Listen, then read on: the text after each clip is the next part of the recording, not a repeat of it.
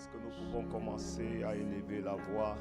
Est-ce que nous pouvons demander au Saint-Esprit de prendre le contrôle de ce moment? Lorsque nous venons dans la maison du Seigneur, nous devons nous attendre à lui. Est-ce que ce matin, tu t'attends à lui? Est-ce que ce matin encore,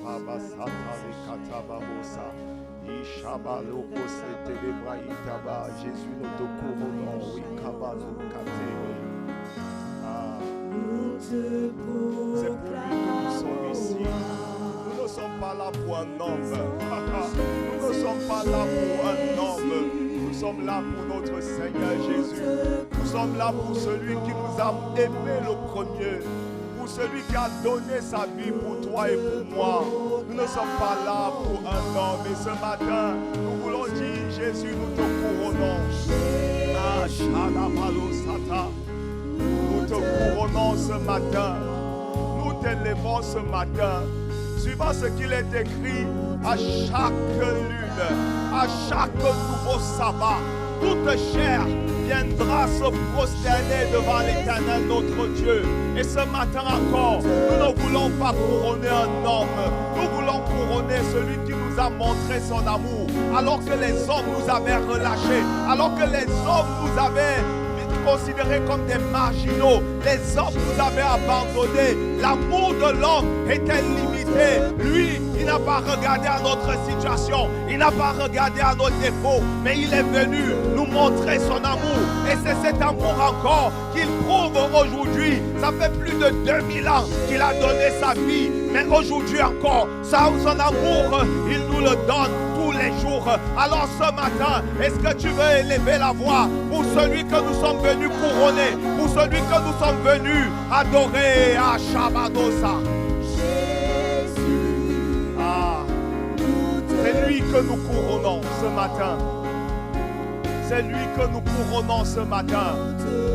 Est-ce que tu veux le couronner ce matin? Il est roi. Il est venu dans une apparence simple.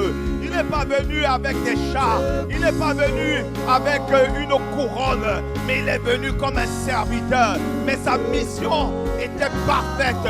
Sa mission était ciblée. Il savait ce qu'il avait à faire. Il est venu pour toi et moi. Il est venu s'humilier. Il est venu porter les péchés du monde. Afin que toi et moi nous soyons libérés. Afin que toi et moi nous ne vivions plus sous le joug de la condamnation. Est-ce que ce matin, quand tu veux dire présent, est-ce que tu veux dire qu'il est présent dans ce lieu? Il est présent au milieu de nous ce matin. Rachabalo Sata. Te proclamons roi, je dis présent. Présent au milieu de nous. Je ne t'entends pas ce matin. C'est un chant qui doit venir du fond de ton cœur. Il est là, il est au milieu de nous. Et nous voulons le couronner ce matin. Nous voulons l'adorer ce matin.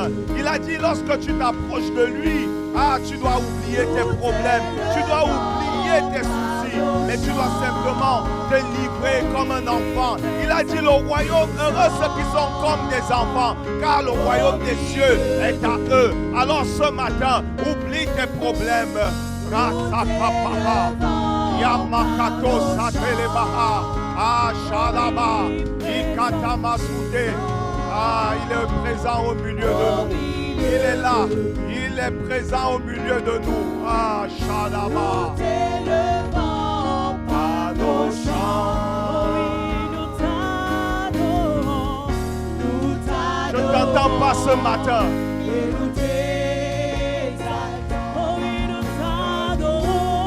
T'adorons et nous t'exaltons.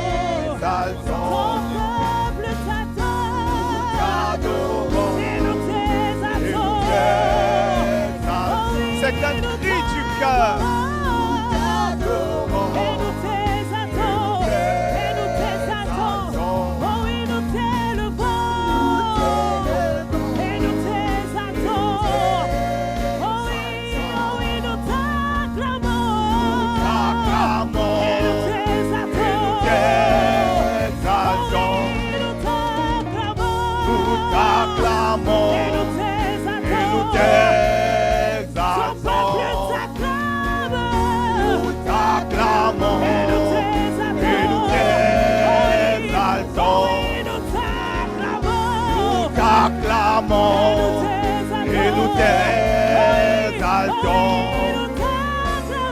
Nous t'acclamons et nous t'exaltons.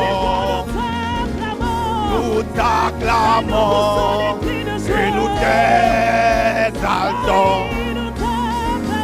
Nous t'acclamons et nous t'exaltons.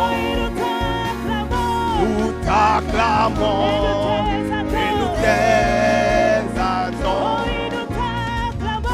Nous t'acclamons et nous t'exaltons. Viens établir. Nous t'acclamons et nous t'exaltons. Nous t'acclamons et nous t'élevons. Nous t'acclamons et nous t'exaltons.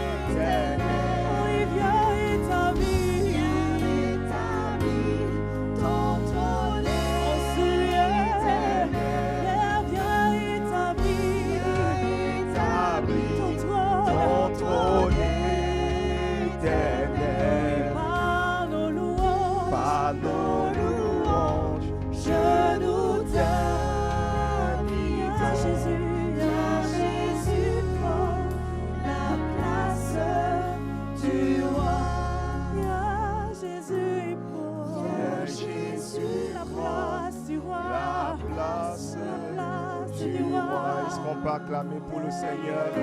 Est-ce qu'on peut pousser des cris de joie pour celui que nous sommes venus adorer? Est-ce que tu peux pousser des cris de joie? Ce matin, je ne t'entends pas. Je ne t'entends pas. Ah, Marie Santé, Yaba Chalé. Merci notre Dieu. Nous te bénissons. Nous te rendons toute la gloire. Gloire à Dieu. Alléluia. Est-ce que tu veux m'aider ce matin à saluer déjà le bien-aimé qui est à tes côtés? Dis-lui que tu es au bon endroit, au bon moment. Alléluia. Gloire à Dieu. Alléluia. Ah, nous bénissons le Seigneur pour cette journée qu'il a faite. Il a dit qu'elle soit pour toi et moi un sujet de joie, un sujet d'allégresse. Est-ce que tu es dans la joie ce matin? Est-ce que tu es dans la joie ce matin? Ah, alléluia. Tu sais, la joie ne dépend pas des situations. La joie, c'est le Saint-Esprit qui nous la communique. Alléluia. Alléluia. Gloire à Dieu. Nous allons déclarer la thématique prophétique de l'année. Et je te dis que si tu crois vraiment à cette thématique prophétique, tu verras certainement la gloire de Dieu. Est-ce qu'on peut dire ensemble, 2025, c'est mon année de révélation de Christ en nous et de surabondance divine. Ça sera ton partage dans le nom puissant de Jésus-Christ. Amen, amen, amen. Gloire à Dieu. Nous pouvons prendre place, s'il vous plaît. Merci, MLA. Que le Seigneur vous bénisse abondamment. Alléluia. Bonjour à tous. Ce matin, c'est moi qui ai, je dis bien ce matin de 9h, ce matin pour le premier culte, c'est moi qui ai la lourde responsabilité, mais c'est aussi une joie d'être là, de parler de la part de Dieu. C'est moi qui ai la lourde responsabilité d'apporter la parole ce matin. Et je bénis le Seigneur pour son serviteur, le pasteur André, notre Père, qui est en ce moment, lui on peut acclamer pour notre Père, pour ce que le Seigneur fait dans sa vie. Il est en ce moment en séminaire à Montpellier et nous saluons également la famille de Montpellier. Nous bénissons le Seigneur. Alléluia. Est-ce qu'on peut acclamer pour la famille de Montpellier? Gloire à Dieu. Alléluia. Vraiment, nous bénissons le Seigneur pour l'œuvre qui est en train de se manifester ici dans le sud de la France. Et le pasteur André m'a appelé, je crois que c'était très tard dans la nuit, et il m'a demandé de saluer l'église de sa part. Donc le pasteur André vous salue. Amen. Gloire à Dieu. Alléluia. Donc le mois dernier, nous avons abordé une thématique très très importante. Nous avons surfé sur la commémoration de la Pâque pour parler de la Pâque, pour dire ce que c'est que la Pâque, pour parler du sang de Jésus-Christ. Alléluia. Est-ce que quelqu'un aujourd'hui sent que sa vie a changé? Est-ce que quelqu'un est passé à un autre bord depuis qu'on a réabordé cette thématique? Vous savez, c'est le Seigneur qui nous a dit lui-même que tous les ans, en fait, nous allons commémorer la Pâque. Alléluia. C'est pour que personne n'oublie cette fête, que personne n'oublie que le sang de Jésus a coulé pour que toi et moi nous ayons la vie. Alléluia. Gloire à Dieu.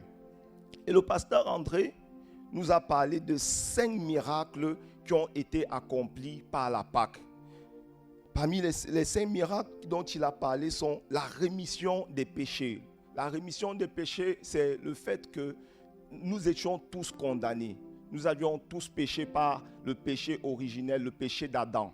Mais la Pâque, le sang de Jésus qui a coulé, a permis que nous puissions avoir ce qu'on appelle la rémission des péchés. Ça veut dire que depuis la Pâque, nos péchés sont effacés. Mais il y a une condition. La condition est d'accepter le Seigneur Jésus comme Seigneur et Sauveur. Alléluia.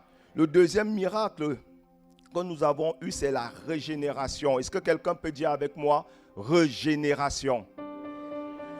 La parole de Dieu nous dit dans le livre de 2 Corinthiens 5, verset 17, 2 Corinthiens 5, verset 17, si quelqu'un est en Christ, il est une nouvelle créature. Les choses anciennes sont passées.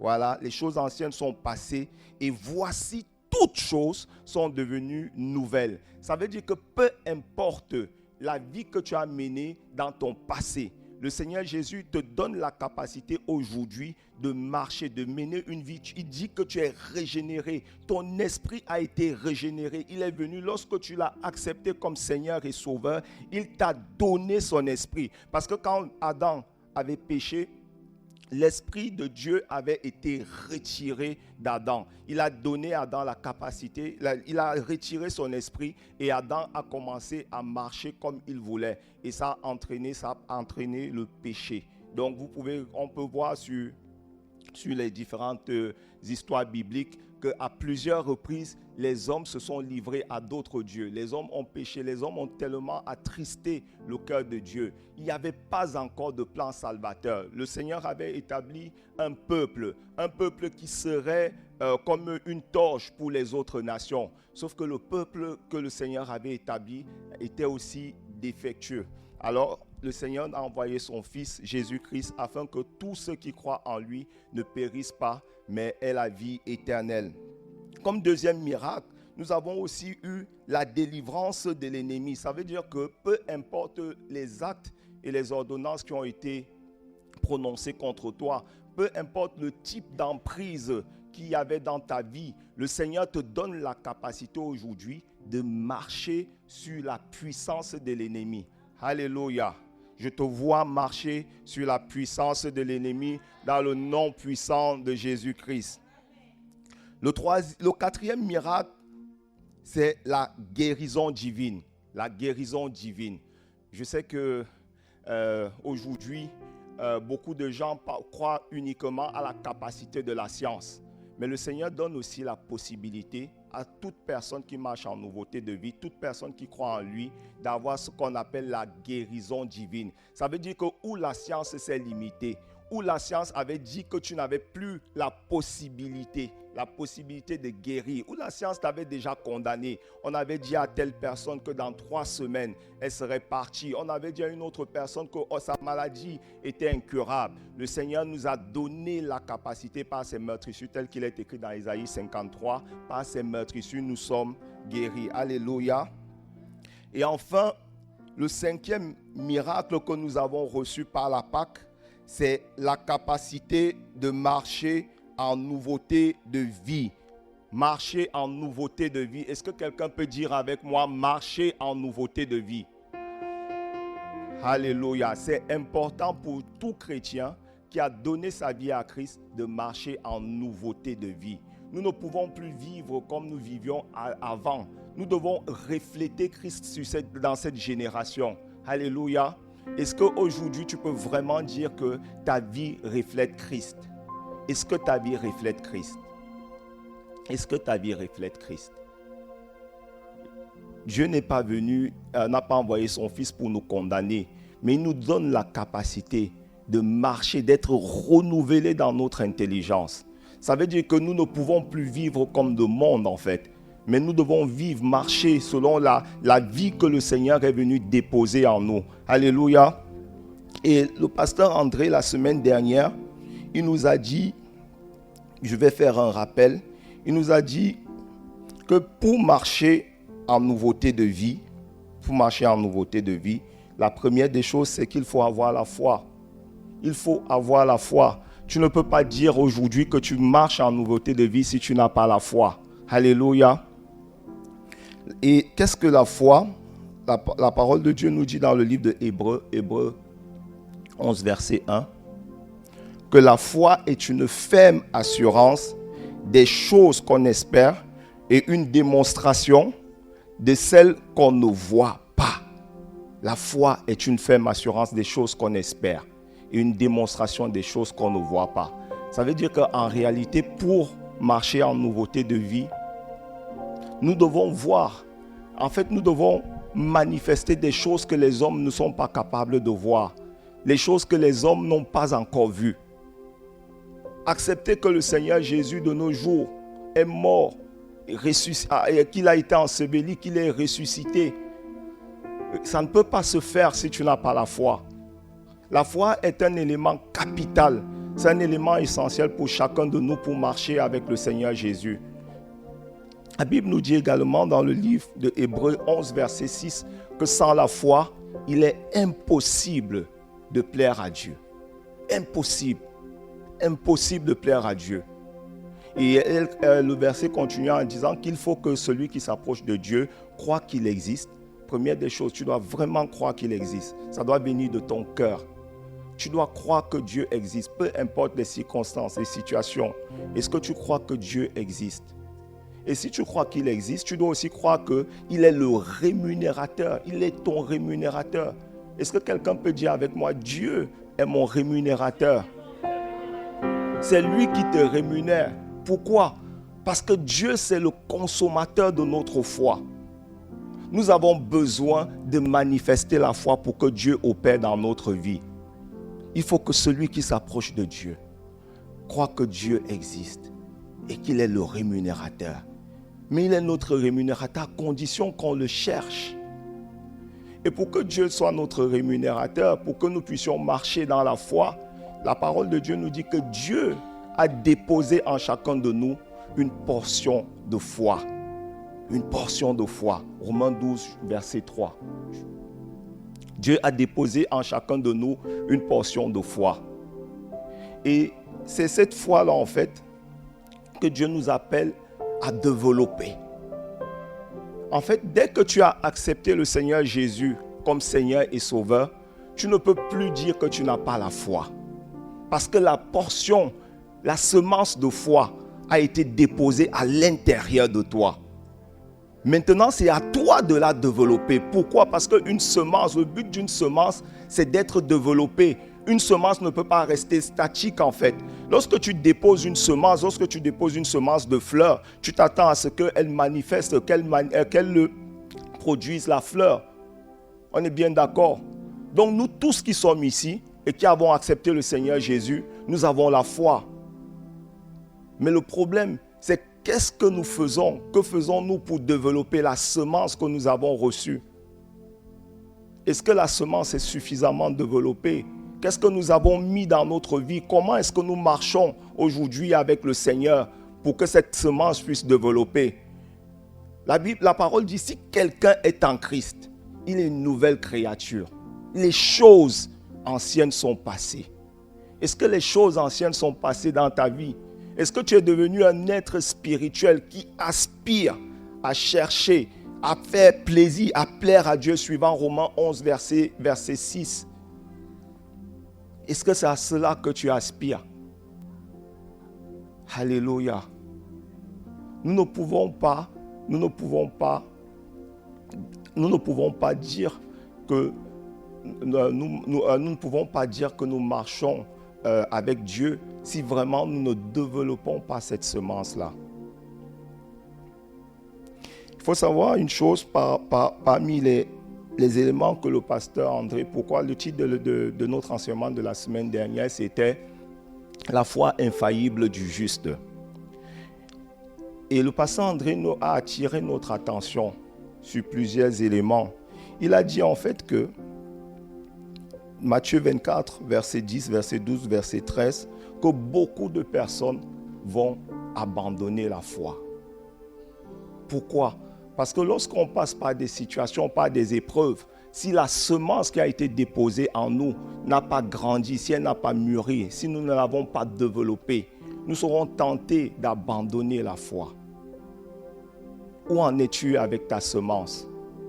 Où en es-tu avec ce que le Seigneur a déposé en toi? Le Seigneur, notre Dieu, c'est un investisseur. Lorsqu'il dépose en toi une semence, il s'attend à ce qu'elle grandisse en fait. Qui d'entre nous voudrait investir quelque part sans avoir un retour sur investissement?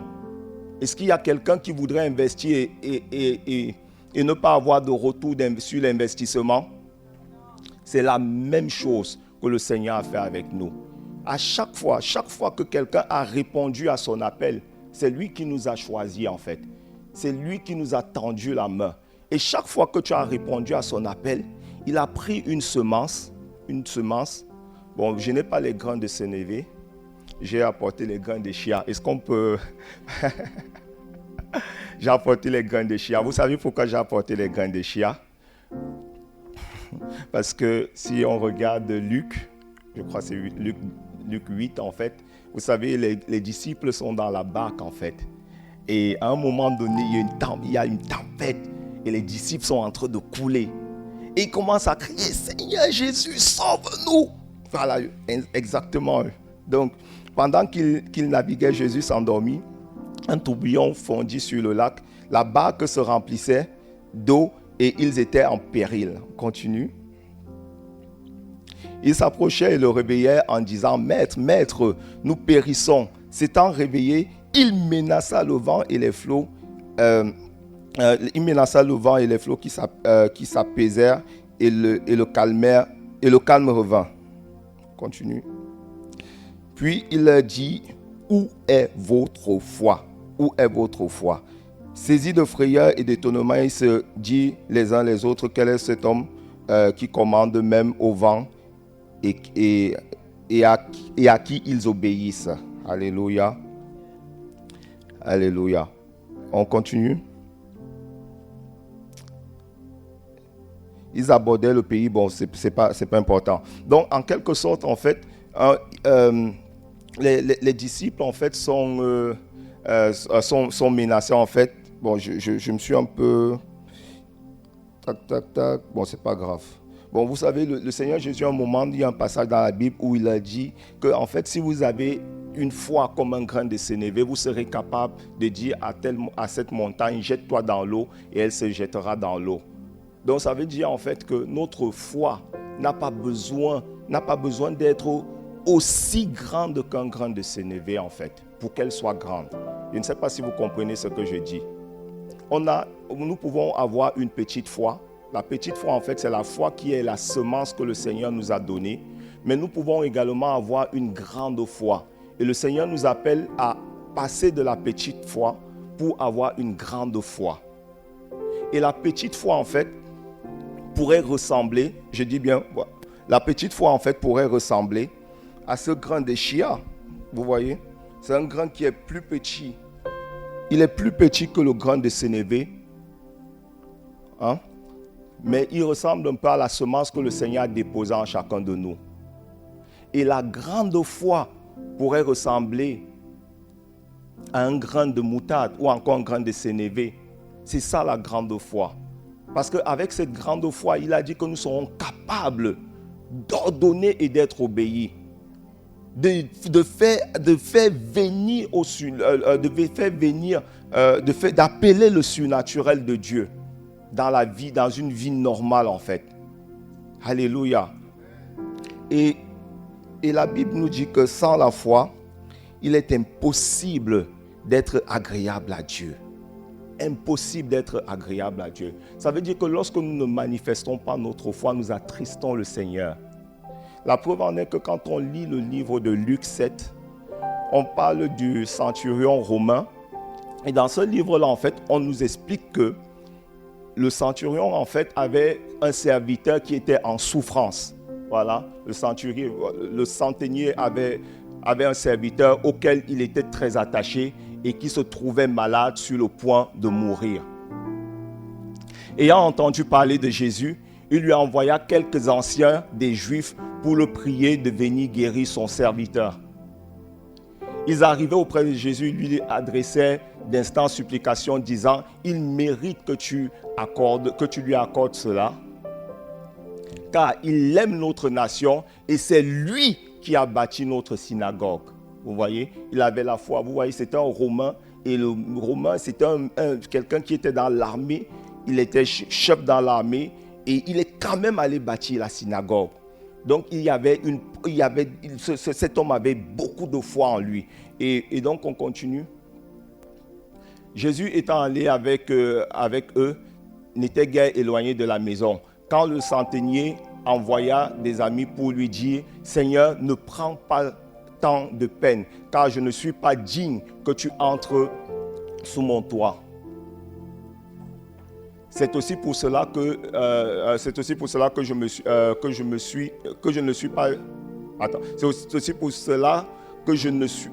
me suis pas cru digne d'aller en personne vers toi, mais dis un mot et mon serviteur sera guéri. Alléluia. Dis un mot. Ensuite, car moi, en fait, il va dire qu'il a des ordres, on va s'arrêter là. Il va dire qu'il a des ordres, des personnes sous ses ordres, et il sait que si le Seigneur Jésus dit un mot, son serviteur sera guéri. Et Jésus va dire quelque chose, il va dire, je n'ai jamais vu un homme. Est-ce qu'on peut mettre le verset, si possible, le verset suivant? Il dit, voilà, je vous le dis, même en Israël, je n'ai pas trouvé une aussi grande foi. Alléluia. Le Seigneur Jésus nous appelle à développer notre foi. La grande foi est la foi qui suscite l'étonnement de Dieu. Sans la foi, il est impossible de lui plaire. Et aujourd'hui, le pasteur André nous a dit dans la dernière prêche, il nous a expliqué que la foi est un élément capital pour quiconque voudrait vivre une vie de transformation, une vie nouvelle. C'est la foi qui va te permettre de réaliser les exploits avec Dieu. Car il est écrit, avec Dieu, nous ferons des exploits. Alléluia. Et toujours dans le rappel de la semaine dernière, le pasteur André nous a expliqué, je reprends complètement ce qu'il a dit, il nous a expliqué qu'il était important pour chacun de nous de travailler à sa foi, d'avoir une foi infaillible. Premièrement, parce que la Bible nous dit dans le livre de Matthieu 24 que beaucoup d'entre nous vont abandonner la foi. Beaucoup d'entre nous essayent d'imaginer un frère qui est fervent, il a le feu. Mais demain, tu le trouves, il a abandonné la foi. Il te dit, je ne crois plus en Dieu. Imagine un pasteur, un grand homme de Dieu que tu admires, que tu vois, qui t'a réveillé, qui a fait que ta foi grandisse. Et demain, tu retrouves qu'il est rentré dans ses vomis. Imagine un peu cela. Qu'est-ce que ça va te faire? Il y a de fortes chances que toi aussi tu abandonnes la foi en voyant ça. Imagine quelqu'un qui t'a parlé de la foi pendant plusieurs années, que tu as suivi, qui t'a fait gagner par la grâce de Dieu des combats. Beaucoup de femmes aiment Joyce Meyer. Imagine Joyce Meyer qui te dit demain que ça va, c'est bon, moi je ne crois pas en Dieu. la parole de Dieu nous dit que beaucoup d'entre nous vont abandonner la foi. Et pourtant, la connaissance va enfler. Comment est-ce qu'on peut abandonner la foi alors que la connaissance sera en train d'augmenter? Certains vont augmenter dans la connaissance, mais d'autres vont rétrograder. Agé 2, verset 9, nous dit que la gloire de la dernière maison sera plus grande que celle de la première maison. Ça veut dire que ce que nous sommes en train de lire dans la parole de Dieu, dans les évangiles et tout, nous allons le réaliser, le manifester. Mais pendant que certains seront en train de faire des exploits, d'autres seront en train de rétrograder. Et moi, ma prière ce matin, c'est que toi, tu ne sois pas, ou que moi, je ne sois pas, que l'église de Marseille, ICC, ne soit pas parmi ceux qui vont rétrograder. Alléluia.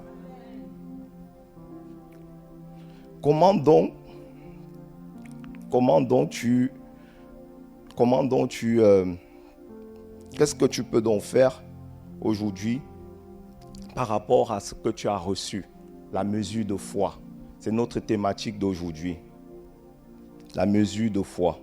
Nous avons tous reçu la mesure de foi. Chacun de nous. Dieu ne fait exception de personne. La Bible nous dit dans Romains 12, verset 3. Romains 12, verset 3.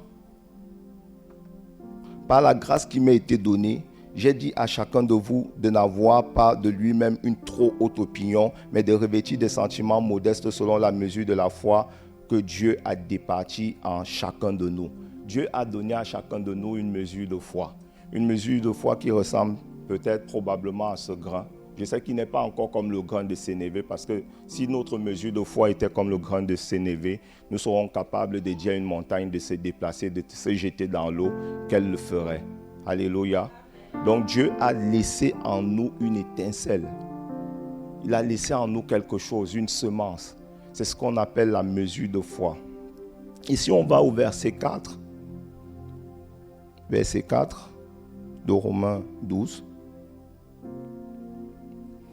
Il dit également que comme nous avons plusieurs membres dans un seul corps et que tous les membres n'ont pas la même fonction, verset 5, que tous les membres n'ont pas la même fonction.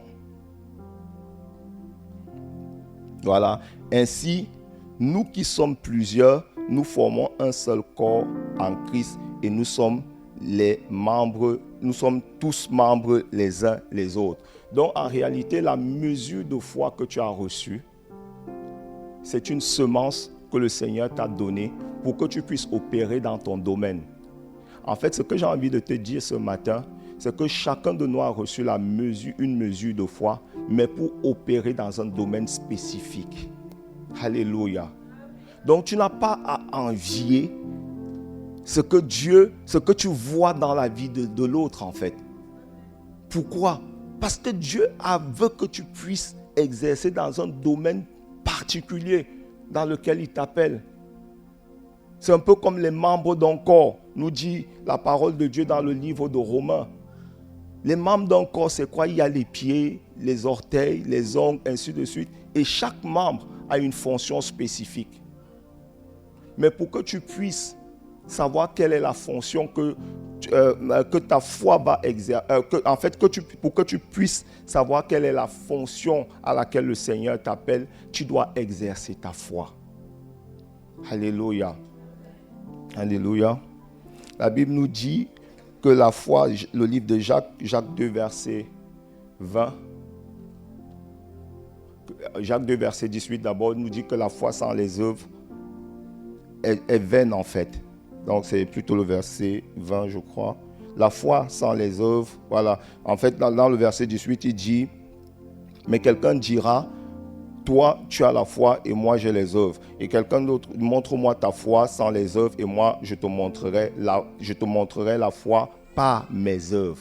En fait, ce sont les œuvres qui vont refléter ta foi. Alléluia. Alléluia. Gloire à Dieu. Et ce matin, nous allons pas tarder. Nous allons être brefs. Je voulais rapidement voir avec vous quelques éléments qui sont importants. Alors, c'est quoi la mesure de foi? Alors, la mesure de foi, premièrement, est une semence que le Seigneur a déposée dans notre esprit. Nous savons que lorsque nous avons donné notre vie à Dieu, le Seigneur nous a donné un esprit nouveau. Et dans cet esprit, il a mis une semence. Alléluia. Et il a mis cette semence afin que nous puissions la développer par la parole de Dieu. Parce que la foi vient de ce qu'on entend et ce qu'on entend vient de la parole de Dieu.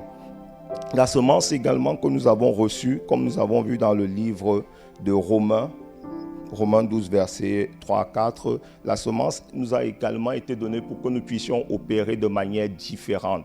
Chacun doit opérer dans un domaine spécifique, mais il faut exercer sa foi. Alléluia. La semence que le Seigneur nous a également donnée, nous a été donnée pour que nous puissions accomplir des exploits. Alléluia. Un peu comme le centurion romain, nous accomplissons nos exploits en Jésus-Christ en fait. Nous ne pouvons pas accomplir des exploits s'il n'y a pas Jésus en fait. Parce que c'est lui qui est le consommateur. Nous, on doit manifester la foi. Et quand on manifeste la foi, il la récupère et il accomplit en fait des exploits pour sa gloire. Alléluia. La semence, elle est toute petite. Elle est plus petite qu'un grain de moutarde. Mais elle est appelée également à se développer suffisamment pour accomplir des exploits. Alléluia. Psaume 60, verset 14 nous dit qu'avec Dieu, nous ferons des exploits. Alors, ce que moi je veux te poser comme question ce matin, c'est est-ce que tu sens que tu fais des exploits dans ta vie? Est-ce que tu sens que dans ta vie, il y a des choses surnaturelles qui se passent en fait avec la semence que tu as reçue? Est-ce que tu penses qu'aujourd'hui, tu peux dire que ta semence est en train de se développer? Tu es en train de la développer.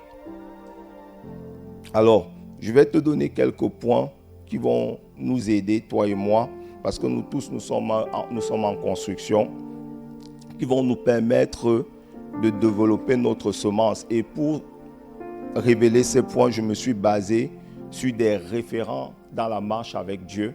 Le premier que je vais donner, c'est Billy Graham. Billy Graham, vous pouvez noter Billy Graham. Qu'est-ce que Billy Graham a dit? Billy Graham a dit que pour développer, pour que nous puissions passer d'une foi petite à une foi grande, la première des choses est de renoncer à soi-même et de se détourner de ses péchés. Renonce à toi. La parole dit dans Luc 9, verset 23, « Si quelqu'un veut venir après moi, qu'il renonce à lui-même, qu'il se charge chaque jour de sa croix et qu'il me suive. » Alléluia. Billy Graham. Deuxième chose que Billy Graham, il faut savoir que c'est quelqu'un c'est un général de Dieu en fait, qui a vécu pendant très longtemps et dont le ministère a fait ses preuves. Le ministère a fait ses preuves, il a fait des exploits, il a fait des grandes campagnes, de guérison dans le monde entier. Alléluia. Ensuite, il va dire, deuxièmement, qu'il faut avoir une confiance absolue à Dieu. Est-ce qu'aujourd'hui, tu peux dire que tu as une confiance absolue? À quel niveau s'arrête ta confiance en Dieu? La confiance qu'on a, la confiance en Dieu n'est pas la confiance en nos propres capacités. C'est la confiance au fait que malgré nos capacités qui sont limitées, Dieu est capable d'agir. Dieu est capable de prendre un grain de moutarde pour faire des exploits, pour faire de grandes choses. La confiance qu'on a en Dieu, en fait, elle commence en fait où la nôtre s'arrête. Je ne sais pas ce qu'on t'a dit dans ta vie. Je ne sais pas, peut-être qu'on a dit, comme on avait dit, sortirait-il quelque chose de bon de Nazareth? Sortirait-il quelque chose de bon dans le ventre de ta mère? Je ne sais pas ce qu'on t'a dit à propos de telle ou telle chose.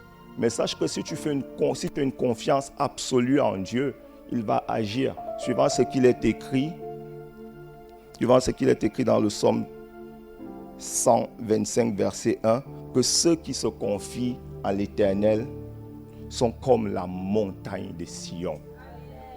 La montagne de Sion, ceux qui se confient à l'Éternel. Vous voyez? Ensuite, Billy Graham toujours va dire, le troisième point, c'est l'obéissance. L'obéissance, il faut marcher dans l'obéissance. Tu ne peux pas vivre avec le Seigneur, tu ne peux pas passer d'une petite foi à une grande foi si tu ne marches pas dans l'obéissance. C'est l'obéissance que tu as qui fera la différence. Alléluia. Et enfin, il va dire qu'il faut une réelle transformation dans la vie de chacun d'entre nous. Et on a vu tout à l'heure que la foi vient de ce qu'on entend. En fait, si tu continues d'entendre des choses qui vont impacter ton âme de manière négative, il n'y aura pas de réelle transformation dans ta vie. Il faut que tu entendes les choses qui viennent de la parole de Dieu pour que la transformation opère dans ta vie. Alléluia. Comme autre référent dans la marche avec Dieu, nous allons prendre quelques éléments du pasteur Mamadou Karambiri il nous donne des éléments qui nous font passer d'une petite foi à une grande foi. La première des choses qu'il a dit, c'est qu'il faut être ferme. Beaucoup d'entre nous ne sont pas fermes dans leurs valeurs dans le Christ. Beaucoup d'entre nous ne sont pas fermes. Hébreux 11, verset 1 dit « La foi est une ferme assurance ». Donc la première des choses, c'est qu'il faut être ferme. Est-ce que tu es un chrétien calendrier comme moi je l'étais il y a quelques années? Moi j'étais un chrétien calendrier. Quand j'étais avec le monde, on ne pouvait pas savoir que j'étais en Christ. Et quand j'étais en Christ, je déversais mon cœur. Est-ce que tu es un chrétien calendrier ou est-ce que tu es un chrétien ferme? Pasteur Mamadou Karambiri dit, la première des choses, c'est qu'il faut être ferme. Ferme dans ses valeurs en Christ. En fait, nous les chrétiens, nous sommes les seuls à ne pas être fermes. Comme on a accepté le Seigneur Jésus, on dit c'est par la grâce que nous sommes sauvés. En fait, nous on croit que ça s'arrête là en fait. Que nous devons nous arrêter là. On peut continuer de vivre comme on vivait avant. Alors que la parole dit également de marcher en nouveauté de vie. La deuxième des choses qu'il nous dit, c'est de combattre les raisonnements. Et je peux vous dire que chacun de nous va se retrouver quelque part. Il dit de combattre les raisonnements. La parole dit 2 Corinthiens 10, verset 5, que nous renversons tout raisonnement qui s'élève contre la parole de Dieu. Les raisonnements et les hauteurs s'élèvent contre la connaissance de Dieu. Si tu veux passer d'une petite foi à une grande foi, tu dois renverser, tu dois combattre tes raisonnements. Nous avons beaucoup de raisonnements et nous savons que nos raisonnements sont manipulés par notre chair. Nous le savons. Pourquoi? Parce que la chair, en fait, est comme un disque dur qui a enregistré des choses pendant plusieurs années.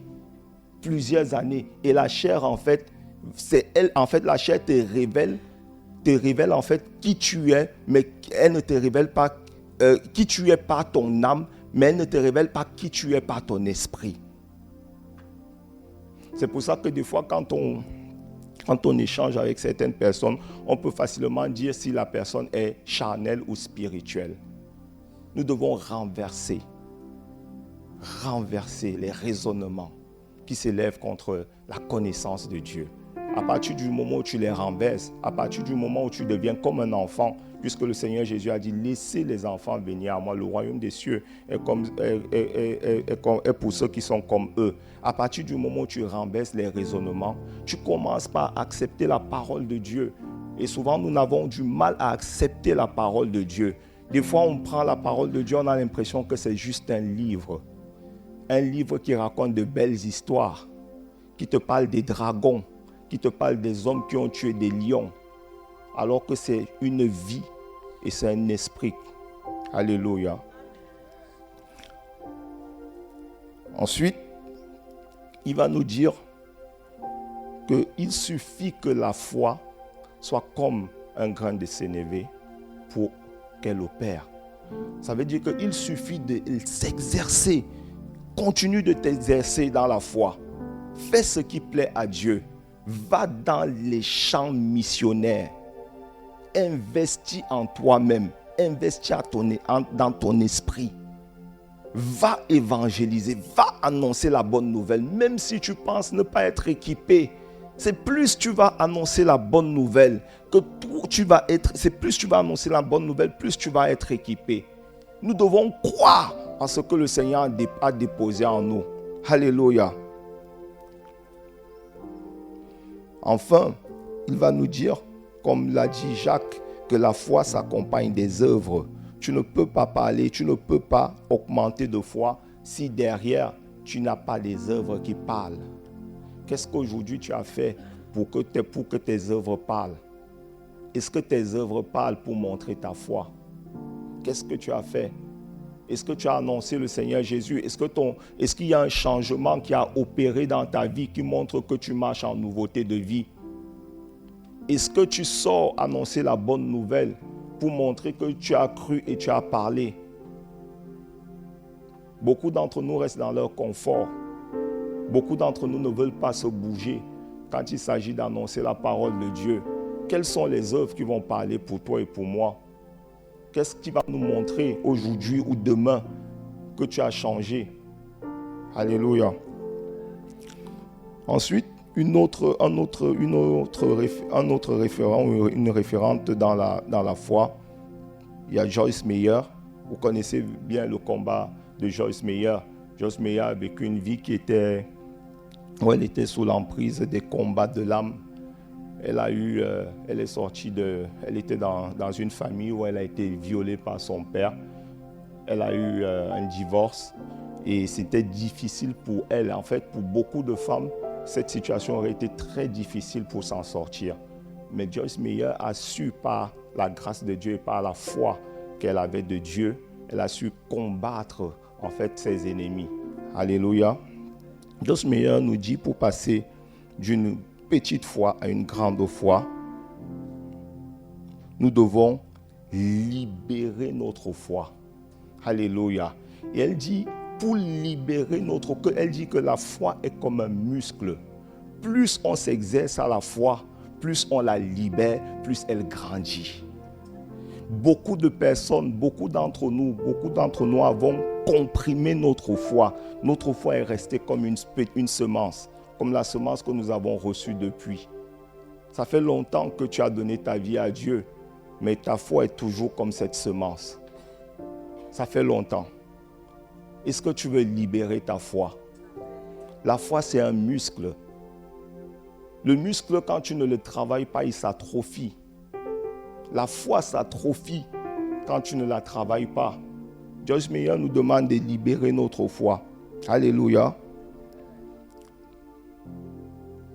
Elle dit également que pour que ta foi grandisse, il faut que ta foi s'exerce dans tous les domaines de ta vie. Tous les domaines de ta vie doivent refléter ta foi. Tu dois mettre Dieu dans tous les domaines de ta vie. La parole nous dit, ne t'appuie pas sur ton intelligence, ne t'appuie pas sur ta sagesse.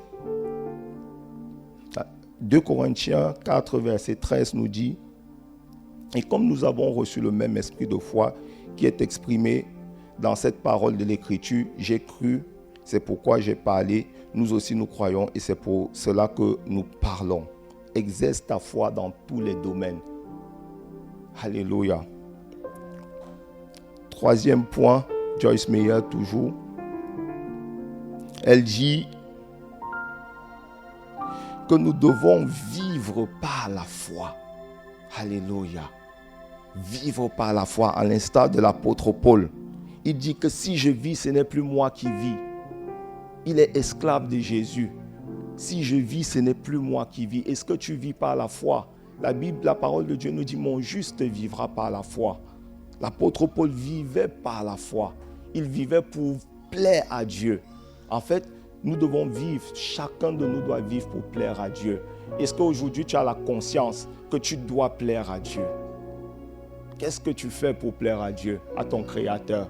Moi, je sais que quand un homme aime une femme, il cherche à savoir ce qui lui plaît. Et c'est la même chose quand une femme aime un homme. Est-ce que toi, tu cherches tous les jours à savoir ce qui plaît à Dieu? Il dit, mon juste vivra par la foi. Si je vis, ce n'est plus moi qui vis, mais c'est Christ qui vit en moi. Et enfin, elle va dire, Joyce Meyer, qu'on ne ressent pas la foi. La foi, on la voit et on saisit. En fait, Hébreux 11, verset 6 nous dit, la foi est une ferme. La foi est, voilà, Hébreux 16, verset 6, voilà, car la foi, non, on prend l'autre, Hébreux 11, verset 1, autant pour moi.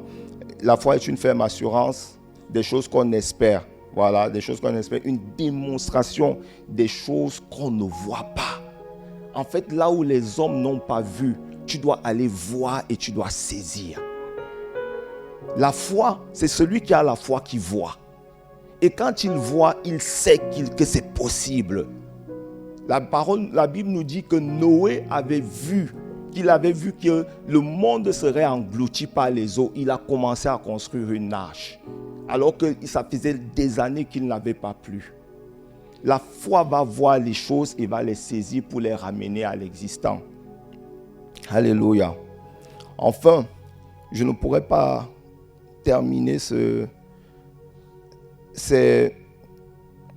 clés pour grandir dans la foi, pour passer d'une petite foi à une grande foi, sans parler de l'apôtre Ivan. L'apôtre Ivan nous dit que pour passer d'une petite foi à une grande foi, il faut adopter un mode de vie. En fait, il nous dit qu'il faut adopter, en fait, il dit que la foi doit être permanente en fait dans notre mode de vie. Permanente. Notre vie doit refléter la foi en fait. Alléluia.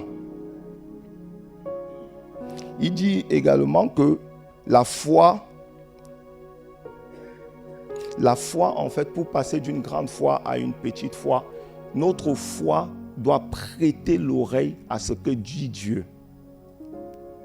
Dieu nous parle. Il nous annonce parfois des choses auxquelles on ne croit pas, des choses dont on croit ne pas être capable de faire. Mais si tu prêtes l'oreille à ce que Dieu te dit, ta foi va passer d'une petite foi à une grande foi. Et il dit également que si tu veux passer d'une petite foi à une grande foi, tu dois écouter les enseignements, les témoignages dans les domaines où tu veux exercer ta foi. Tu te rappelles que tout à l'heure, j'ai dit en fait que Dieu, dans Romains 12, verset 4, j'ai dit en fait que Dieu a donné à chacun de nous la foi, une semence de foi pour exercer dans un domaine spécifique. En quelque sorte, si tu veux par exemple, si tu es malade et que tu veux guérir, tu dois écouter les enseignements sur la guérison. Tu dois écouter les témoignages sur la guérison. Si c'est dans le domaine des finances, que tu veux avoir des exploits dans le domaine des finances, si tu veux que ta foi passe d'une petite foi à une grande foi, tu dois également écouter les enseignements dans le domaine des finances. Alléluia. Enfin, il nous dit également, l'apôtre Ivan, que ce qui nous empêche de passer de la petite foi à la grande foi, c'est la qualité de notre cœur. Quelle est la qualité de ton cœur? Le cœur est l'élément qui va t'empêcher parfois d'écouter la voix de Dieu. La parole de Dieu nous dit, elle nous dit qu'il existe 4 types de cœurs. On a par exemple des cœurs insensibles. Ça veut dire que lorsque tu écoutes la parole de Dieu, ton cœur, en fait, tu ne ressens rien, en fait. Ça ne produit aucun effet dans ton cœur. Matthieu 13, verset 21 nous dit que la parole de Dieu, voilà, la parole de Dieu n'a pas produit, en fait, quand tu l'écoutes, les cœurs insensibles, en fait, sont des cœurs dont la parole de Dieu n'a produit aucune racine. Ça veut dire que tu viens le dimanche comme quelqu'un de religieux, tu écoutes la parole de Dieu, elle te fait du bien sur le moment, mais en réalité, dès que tu sors de l'église, en fait, tu ne la manifestes pas. Pourquoi? Parce qu'il n'y a aucune racine. Tu n'as pas été sensible à la parole de Dieu. Il parle aussi des cœurs rocailleux. Des cœurs rocailleux. Les cœurs rocailleux, en fait, ce sont des cœurs, en fait, qui ne se réjouissent pas, en fait, qui ne prennent pas part aux souffrances du corps de Christ. Quand je parle des souffrances du corps de Christ, c'est tout ce qu'il y a pour faire avancer, tout ce qu'on met sur pied, on met en place pour que la maison de Dieu puisse avancer. Par exemple, ici, on a lancé un appel pour les stars. On a besoin des personnes qui vont servir dans les différents ministères. Tu ne prends pas part. Quand on fait des appels à l'évangélisation, tu ne prends pas part. Quand on demande, par exemple, qu'on a besoin des contributeurs pour continuer les travaux, tu ne prends pas part. C'est ça qu'on appelle les cœurs rocailleux. 1 Pierre 4, verset 14 nous dit, « Si vous êtes outragés pour le nom de Christ, vous êtes heureux, parce que l'Esprit de gloire, l'Esprit de Dieu repose sur vous. » Est-ce que tu prends part aux souffrances de la maison de Dieu? Est-ce que tu es sensible à ce qui se passe dans la maison de Dieu? Ou bien tout ce qui t'intéresse, c'est de venir entendre un message qui va juste te faire du bien à ton cœur pour quelques instants, parce que ce n'est jamais durable pour les personnes qui ont des cœurs insensibles ou encore des cœurs rocailleux. Nous devons prendre part aux souffrances de la maison de Dieu. David pouvait dire, je ne donnerai pas à Dieu ce qui ne me coûte pas. Alléluia. Ensuite, il va parler des cœurs épineux. Des cœurs épineux. Les cœurs épineux, ce sont des cœurs qui aiment encore les choses du monde. Donc, où tu es tiraillé, un peu comme Ephésus en fait. Vous voyez, quand l'apôtre Paul prêchait, il était en train de prêcher, ainsi de suite. Ephésus, lui, il était assis sur une fenêtre et tout. Et il avait un pied qui était dedans et un pied qui était dehors. Et la Bible dit qu'il a fini par basculer à l'extérieur. Il est tombé, il est même décédé. Et c'est l'apôtre Paul qui l'a ressuscité. Les cœurs épineux, c'est les cœurs, en fait, qui ont encore un pied dans le monde. Pendant longtemps, j'ai eu un cœur épineux. Pendant de 2005 jusqu'en 2006, pendant 11 ans, j'avais un cœur épineux. Je ne voulais pas abandonner les choses du monde. Quand on me disait, par exemple, de ne pas aller en discothèque, je me disais, mais pourquoi ne pas aller en discothèque? Quand on me disait, les chansons du monde ne sont pas bien, je disais, non, il y a quand même des chansons du monde qui ont de bons messages. Alors que la Bible nous dit que la foi vient de ce qu'on entend. Et le problème même, en réalité, c'est l'esprit qu'il y a derrière ces chansons. Chaque fois que tu t'attaches au monde, il y a toujours un esprit en fait qui agit. Et cet esprit-là te maintient en fait captif. En fait, c'est comme si dans cet esprit-là, il y a des marqueurs.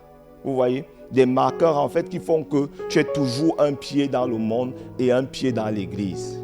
Et en réalité, ceux qui ont un pied dans le monde et un pied dans l'église ont des cœurs épineux. Ils n'ont pas encore donné leur vie à Dieu. Leur foi ne peut pas passer de la petite foi à la grande foi. Parce que quand tu passes de la petite foi à la grande foi, tu t'abandonnes totalement à Dieu. Tu ne vis plus pour toi. La parole de Dieu nous dit, cherchez premièrement le royaume des cieux et sa nature. Et toute chose vous sera donnée par-dessus tout. Alléluia. Un cœur épineux ne cherche pas premièrement le royaume. Non, un cœur épineux cherche premièrement le monde, mais se sert de la parole de Dieu pour se satisfaire. Un cœur épineux. Moi, j'étais un contestataire. Hein. Ah oui, là, je peux vous dire, j'étais monsieur contestation.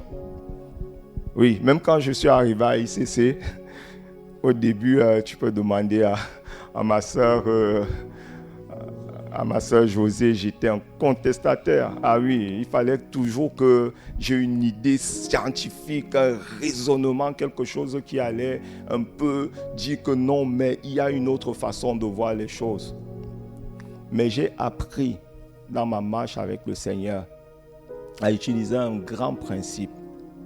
C'est le principe des limitations. Je ne dis pas la limitation, mais je parle des limitations. C'est-à-dire que l'imitation va te permettre en fait de gagner du temps. Je donne un truc simple, un exemple simple. Une fois, on était en train de... il y avait des frères et des sœurs qui étaient venus de Paris. Et moi, quand le pasteur André prêchait, et des fois, il saisissait la parole de la main. Mais je disais, mais c'est encore quoi ce truc-là? Mais j'ai compris en fait que des fois, on n'a pas besoin de comprendre les choses. On a d'abord besoin de les manifester. Et c'est quand on les manifeste qu'on réussit à les comprendre. J'ai également vu dans les livres, par exemple, du Bishop Dag, que c'est important, quand on est dans la maison de Dieu, de dire Amen.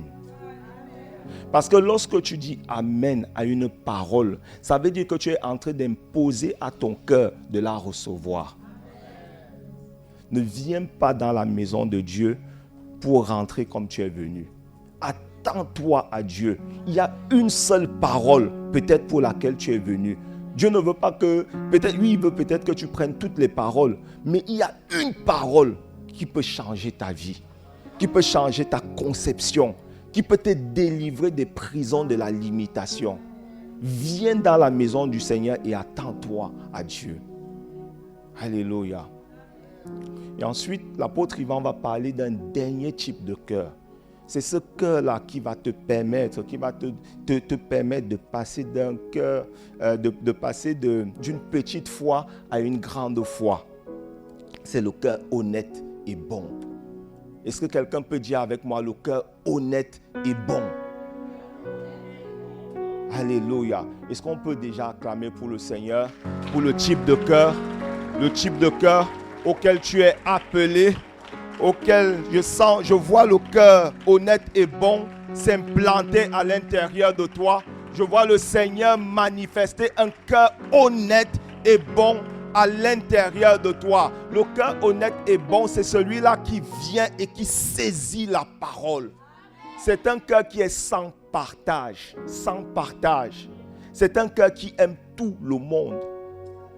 C'est un cœur qui ne subit plus les raisonnements et les règles du monde, mais qui s'attache à la parole de Dieu. Le cœur honnête et bon aime les hommes, aime tout le monde. Le cœur honnête et bon veut voir les enfants de Dieu prospérer dans tous les domaines. Le cœur honnête et bon, c'est le cœur d'humilité. C'est le cœur du serviteur. Celui qui est prêt à servir les autres. Dieu a donné à chacun de nous cette capacité-là de passer d'un cœur, de passer d'une petite foi à une grande foi. Mais c'est à nous de travailler à cela. Nous n'avons pas à prier pour avoir la foi, mais nous avons à prier pour demander à Dieu d'avoir ce cœur, ce bon cœur, ce cœur honnête, de nous donner la capacité de passer à cette grande foi à laquelle il nous appelle.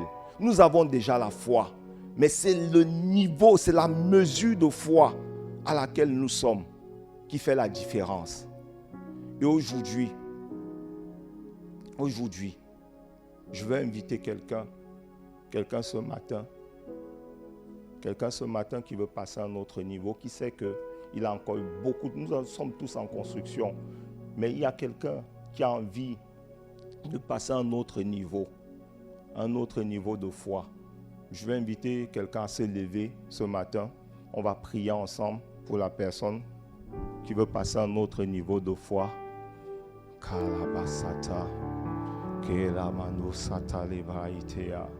Ah Seigneur, nous reconnaissons que nous avons encore du travail à faire. Et ce matin, il y a quelqu'un qui veut se saisir d'une parole.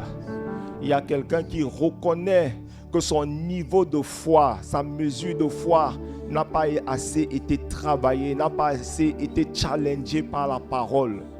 Il y a beaucoup de choses dans notre vie qui nous empêchent de manifester la gloire de Dieu, les exploits auxquels le Seigneur nous appelle.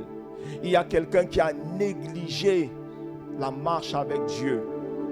Il y a quelqu'un qui ne sait pas poser la question si lorsqu'il marche avec Dieu, il plaît à Dieu.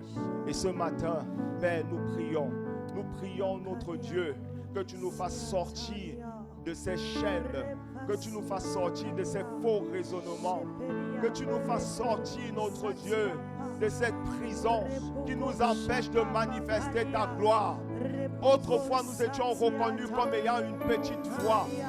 Autrefois, nous avions un pied dehors et un pied dedans. Nous avions du mal à manifester la gloire de Dieu. Autrefois, nous ne nous sommes pas souciés des affaires de la maison de Dieu. Mais ce matin, notre Dieu, nous venons à la source. Nous venons à toi ce matin. Nous venons à toi ce matin, notre Dieu. Accorde-nous la grâce de te placer à la première place. Ah, nous te supplions, notre Dieu. Il est écrit que ceux qui te font confiance, ceux qui se confient à toi, sont comme la montagne de Sion. Et ce matin, notre Dieu, accorde-nous la grâce de grandir dans la confiance. Accorde-nous la grâce de grandir. Nous reconnaissons que nous n'y sommes pas. Nous reconnaissons que nous n'y sommes pas. Nous nous sommes trop préoccupés des affaires du monde. Alors que tu as dit dans ta parole, ne vous conformez pas aux habitudes des choses de ce monde, mais soyez renouvelés dans votre intelligence. Et ce matin, notre Dieu, accorde à quelqu'un ce matin qui a soif le renouvellement de l'intelligence. Accorde à quelqu'un qui a négligé la marche, l'intimité avec toi, de passer à un autre niveau. Nous reconnaissons. Ah, je ne suis pas satisfait. Je ne suis pas satisfait de la dimension. Ramasakatabaha. Yekashavalo c'était. Ah, je ne suis pas satisfait de cette dimension. Je ne suis pas satisfait, Seigneur, de rester à cette mesure.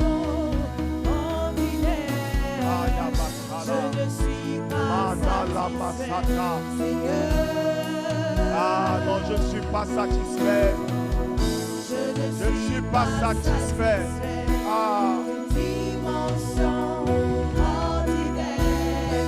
Il a dit dans sa parole que si quelqu'un a soif, qu'il vienne et qu'il boive, des sources d'eau jailliront de son sang.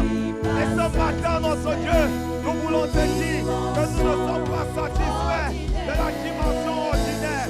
Nous ne sommes pas satisfaits de la dimension à laquelle nous sommes. Nous ne sommes pas satisfaits, notre Dieu.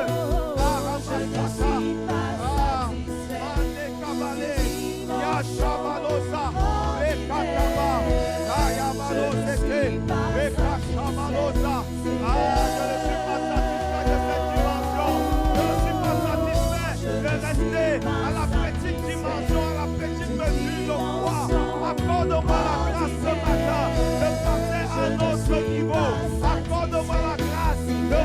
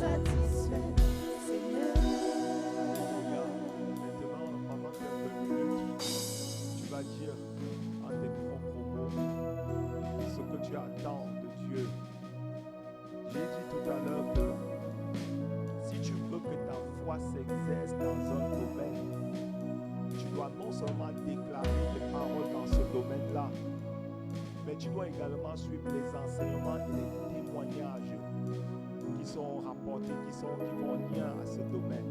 Alors pendant quelques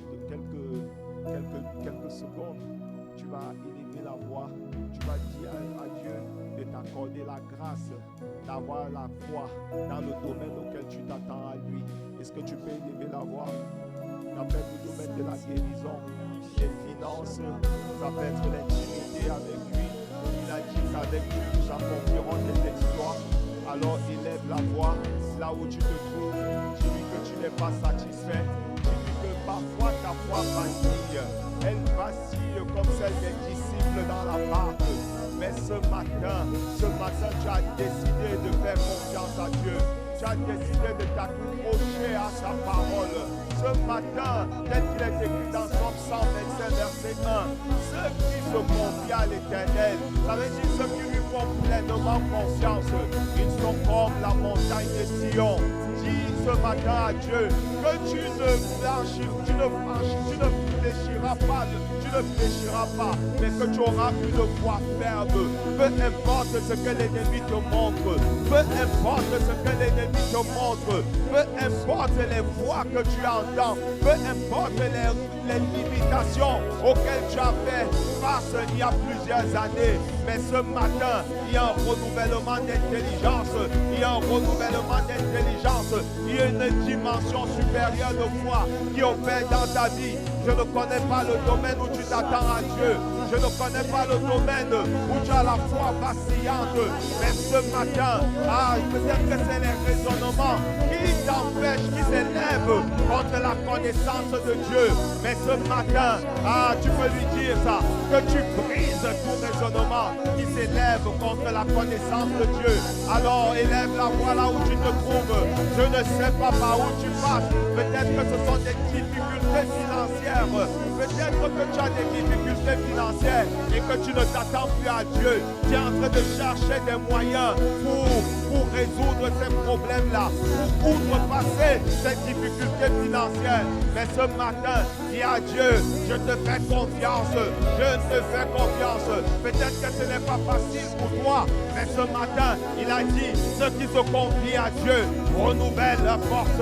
Ils sont comme la montagne de Sion. Ils ne chancellent pas. Ils ne chancellent pas. Alors toi aussi, tu ne chancelleras pas. Dieu a donné à chacun de nous une portion de foi.